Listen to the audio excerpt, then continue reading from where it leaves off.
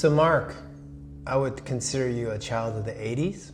Yes, correct. I would consider myself a child of the late 70s, early 80s. Mm-hmm. So I got a lot of cars from the 70s. Yeah, I mean, obviously as I've mentioned on here before, I'm building out my 70s baseball sets. Basketball and football, a little more challenging. I mean, I definitely have more of them, but I'm just not as familiar with this era as I am of the 80s. I mean, I lived through most of the 70s. Not all the 70s. Would you say 1980 was the year you started collecting? 79. 79. Well, 79 was when I first bought cards. I really started legitimately collecting in 1980, though. Okay. I think, yeah. Yeah, and for me, the first year I really started collecting and buying cards was 75. Right. I believe my first pack might have been 74, but Okay. 75 was the year that I started to spend my allowance. And a great year to do it. Yeah, it is. It is. What do you think about going through the 70s and picking like one card per year? That seems like something we should do. We did it for the 80s, so... Yeah, let's do it for the 70s. Let's do it for the 70s. Yeah. All right, so do you want to start in 1970? I will start in 1970, Okay. and I will tell you that for most of the years I have two cards picked out, and it's because I had a hard time picking. Right.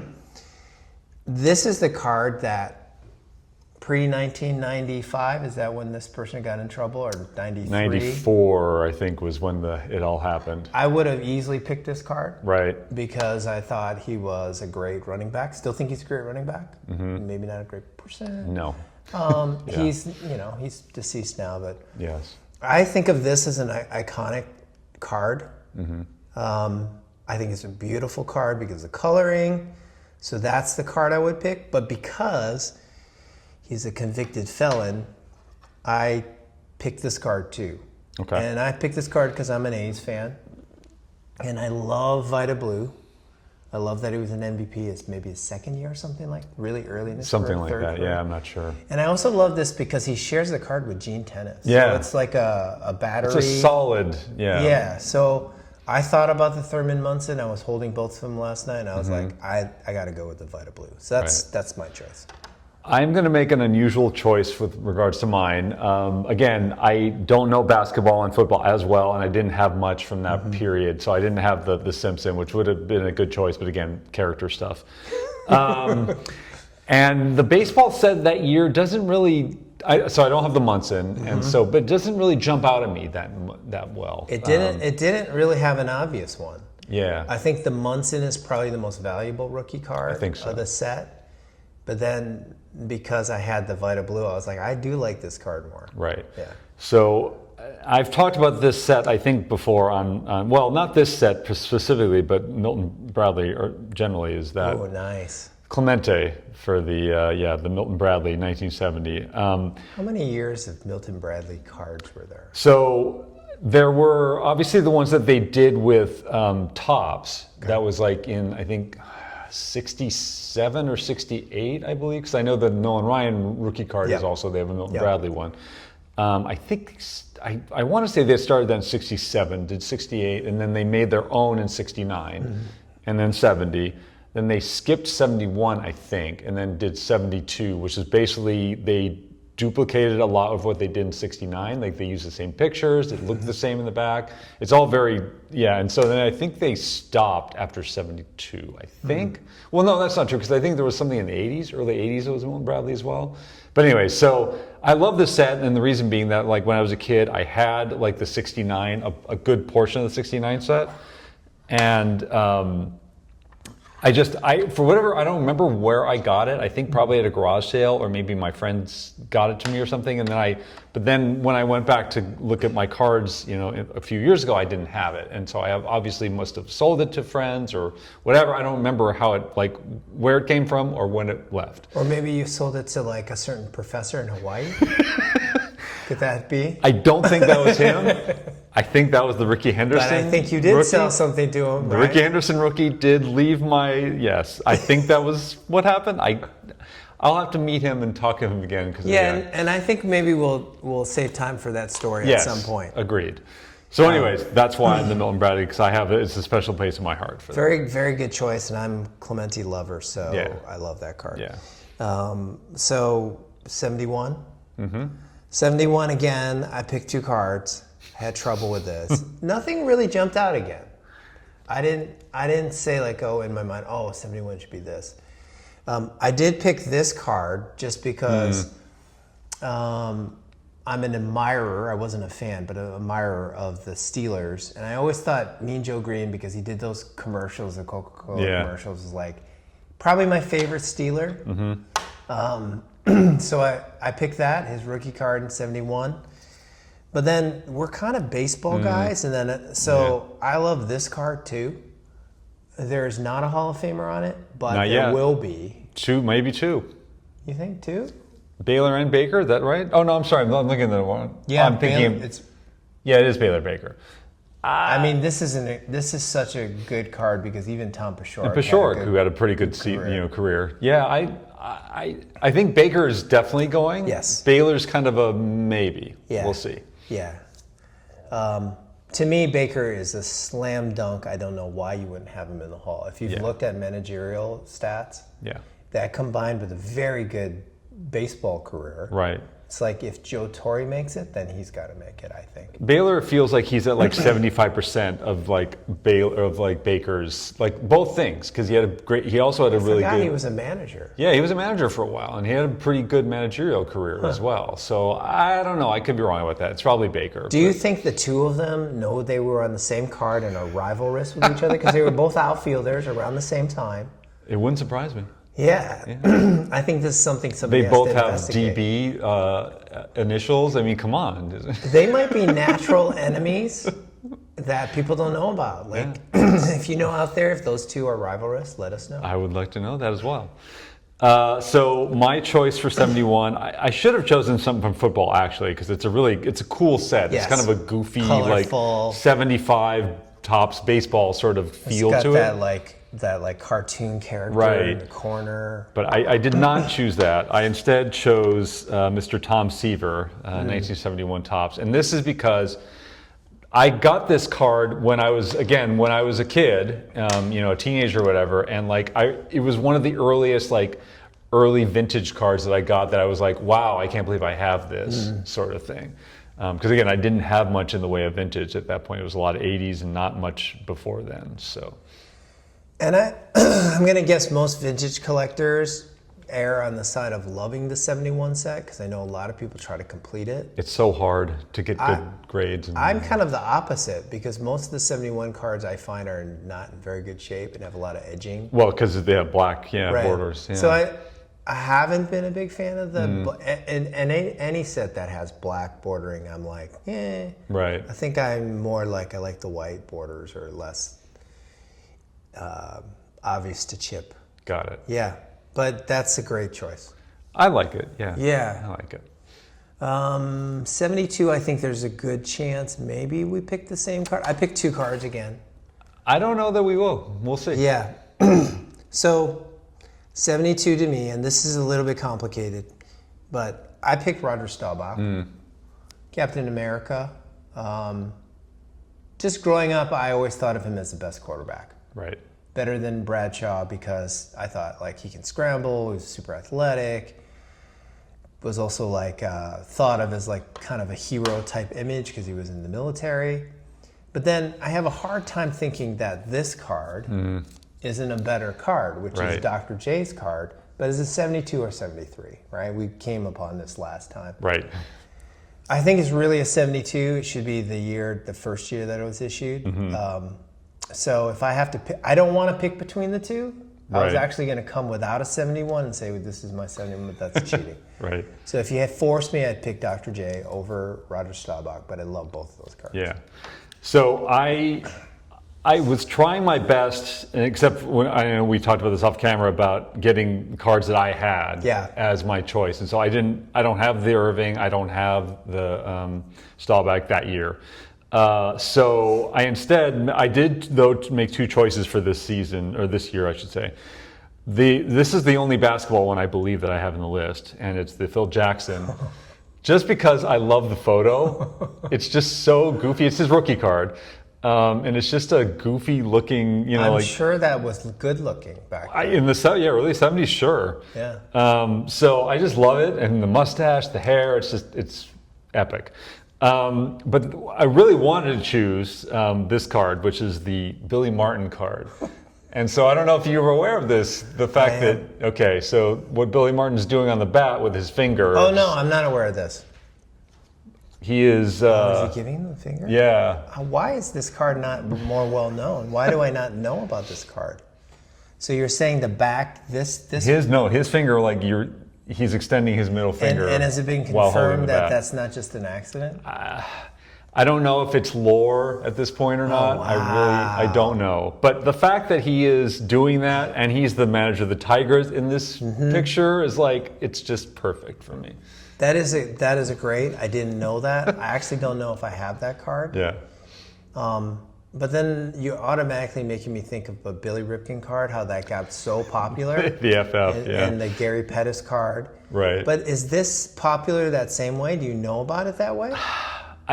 I mean, I've definitely read about it, and I just don't know. I don't know if everyone knows about it as much.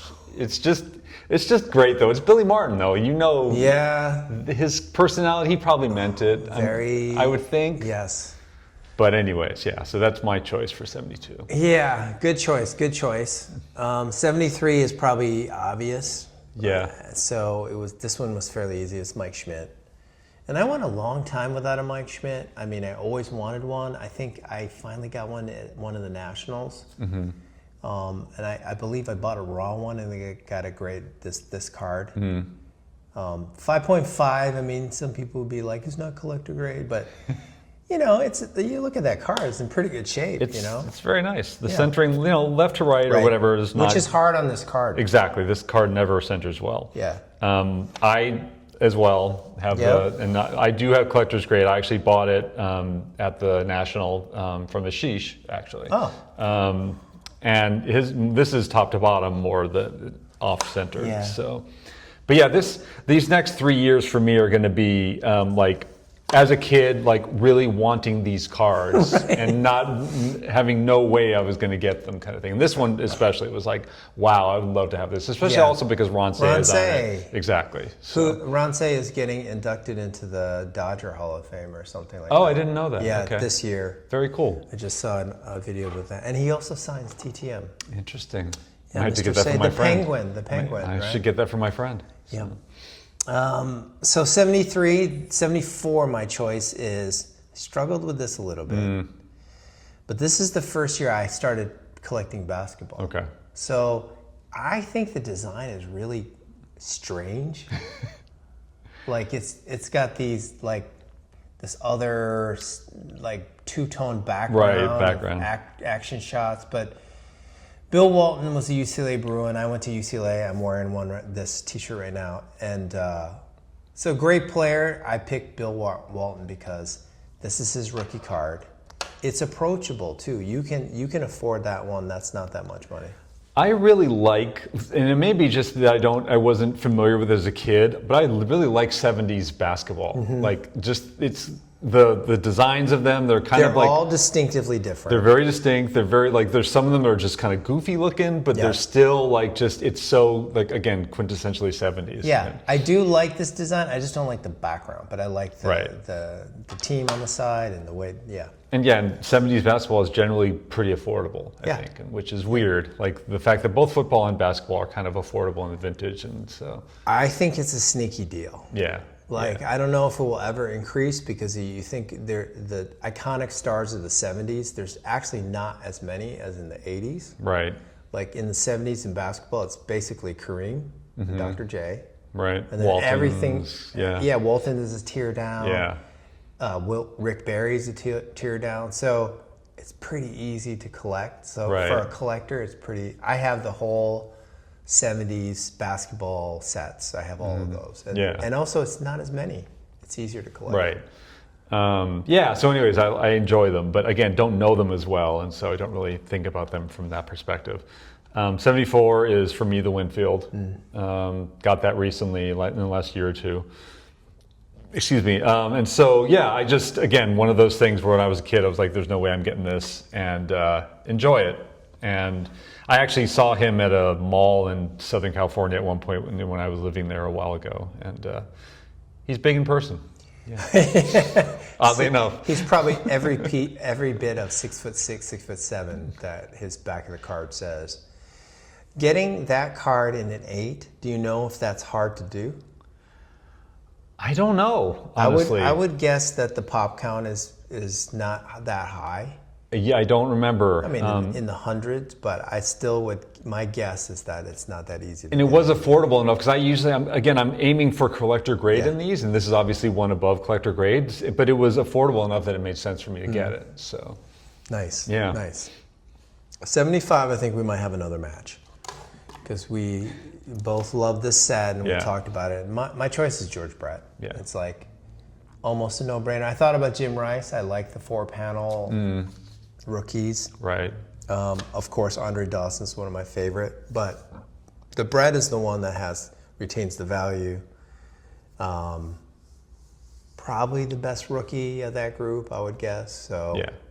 And we talked about this at Hobbypalooza, and same choice, definitely. Here's the Brett. I know you have the mini, I have the regular. We have the complete set, the mini and the regular. Exactly.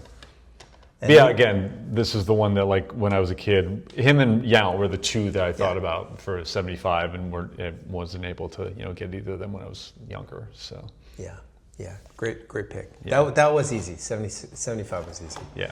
76 was easy for me too. It's Walter Payton. Yeah. I would upgrade. This is one of the few cards that I might slowly try to upgrade because I love Walter Payton. Love Walter Payton. Grew up just watching him, unfortunately, ramble through the Lions a lot. Sure. Or the Vikings. Yeah. Everyone really. Still feel like he's like top 3 running back of all time. Top 2 or 3. Yeah. I think him and Sanders and like Jim Brown, I think are the 3 best. Yeah, I agree. Sorry, Emmett. I know some people love Emmett Smith, but from a yardage perspective, obviously Emmett's the best, but yes.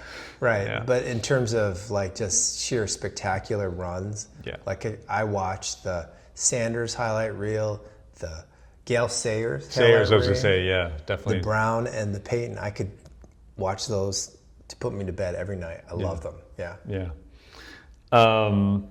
So yeah, that's my choice as well. I didn't have it, but there's nothing else from any 76 set that really kind of jumped out at me. Like the baseball 76 set is probably the one from the 70s I least enjoy. I'm trying to think, is there a big time rookie card in 76? I think Guidry's 76.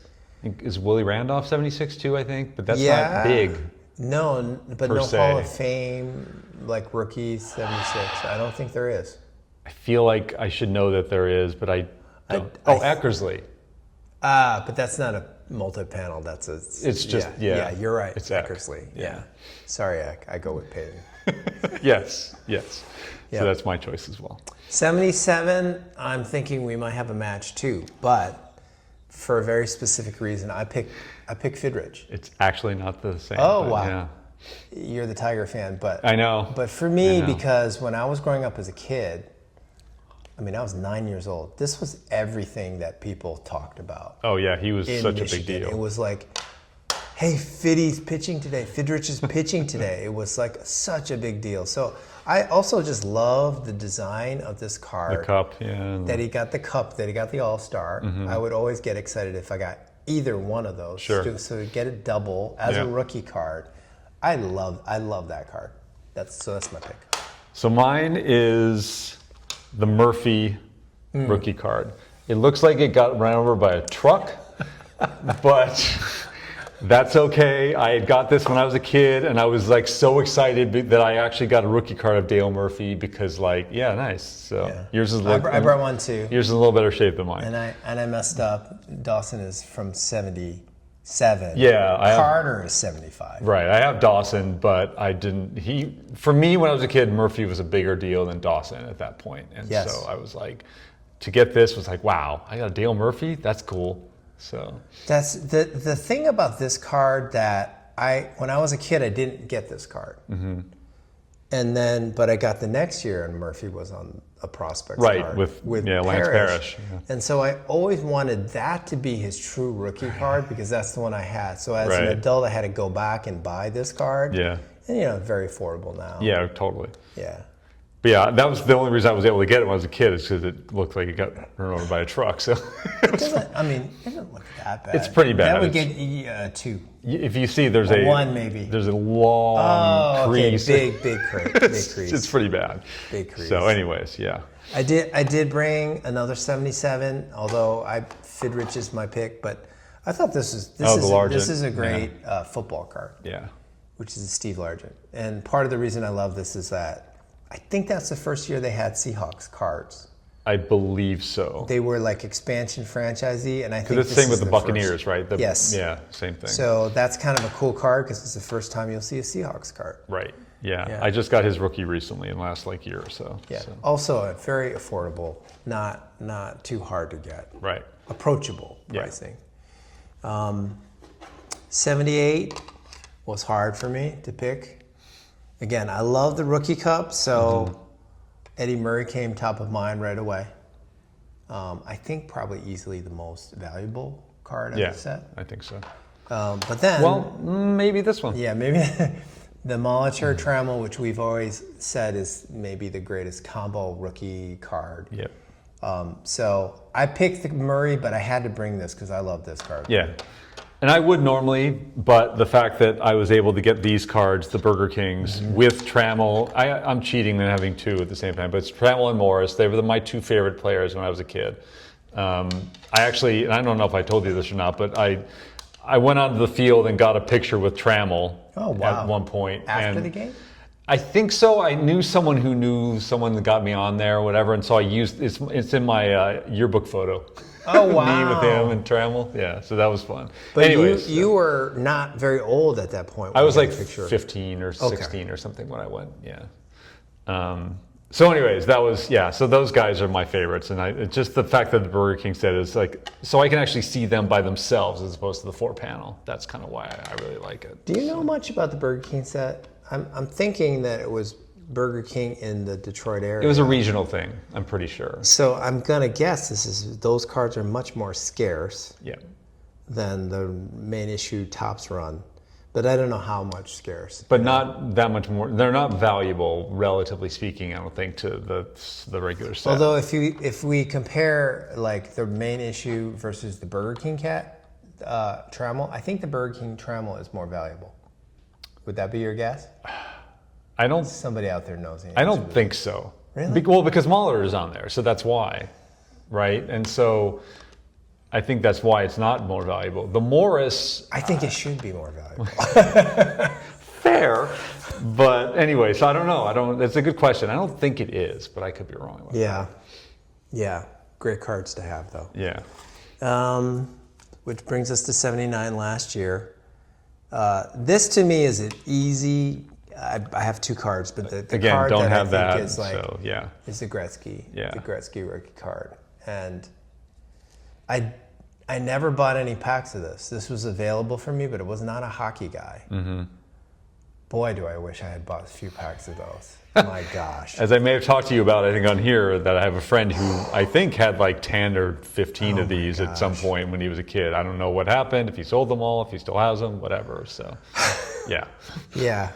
But then because I didn't collect hockey cards and I bought that later as an adult, I feel like this is probably more representative of the card I should have chosen, which was the Ozzy card. Yeah. Now the interesting thing is, like, I don't think as a collector in 1979, if I knew that Ozzie Smith was an exciting rookie. Right.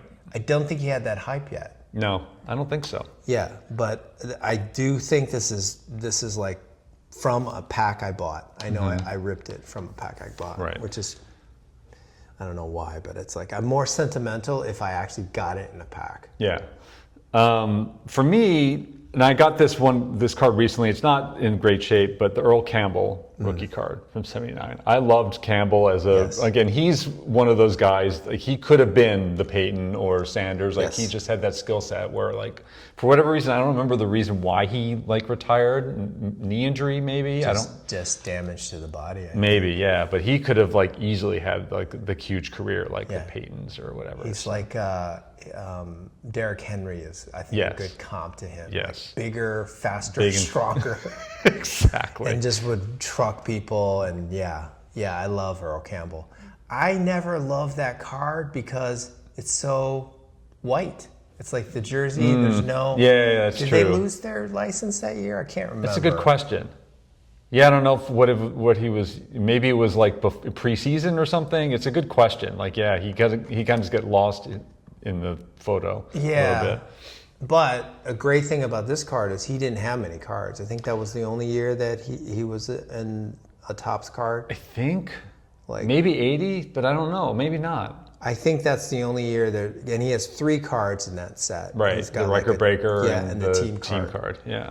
Yeah, so there's 3 Campbell cards, but I think it's only from 1 year. I guess his agent decided to pull his license or...